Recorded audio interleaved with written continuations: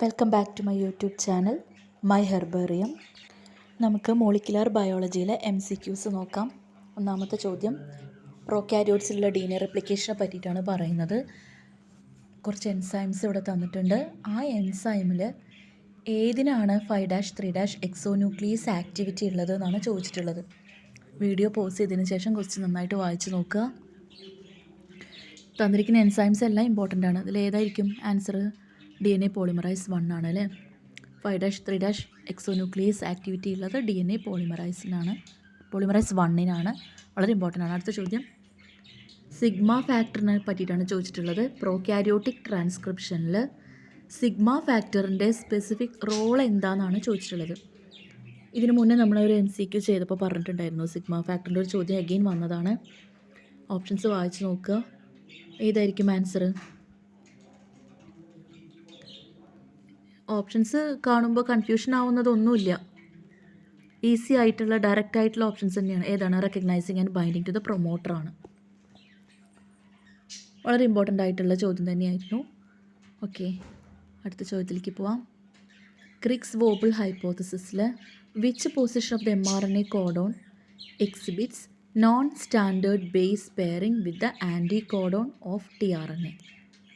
ഇത് HSSTക്കും ചോദിക്കുന്ന ചോദ്യമാണ്. mRNAയുടെ പൊസിഷൻ ഏതാണെന്നാണ് ചോദിക്കുന്നത്. അതായത് non standard base pairing exhibit ചെയ്യുന്ന പൊസിഷൻ. 4 ഓപ്ഷൻ ഉണ്ട്. ഏതായിരിക്കും? സിമ്പിളായിട്ടുള്ള ചോദ്യമാണ്. ഓപ്ഷൻ ഡി ആണ്. തേർഡ് ന്യൂക്ലിയോടൈഡാണ്. 3' എൻഡിൽ third base of the codon has more spatial flexibility allowing one tRNA to recognize multiple synonymous codons. Okay, അടുത്ത ചോദ്യത്തിലേക്ക് പോവാം. In the regulation of the lac operon, which molecule act as the direct inducer by binding to the repressor protein and changing its conformation? Direct ആയിട്ടുള്ള ചോദ്യമാണ്. Direct inducer ഏതാണ് റെപ്രസർ പ്രോട്ടീനോട് bind ചെയ്യുന്നത്? ഏതായിരിക്കും ഓപ്ഷനിൽ?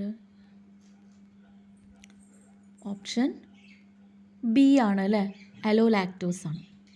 Okay, അലോലാക്ടോസ് എന്ന് പറയുന്നത് ലാക്ടോസിൻ്റെ ഒരു ഐസോമറാണ്. അടുത്ത ചോദ്യം which molecular technique specifically utilises a radio labelled or fluorescently tagged DNA probe to detect a complementary DNA sequence immobilized on a nylon membrane?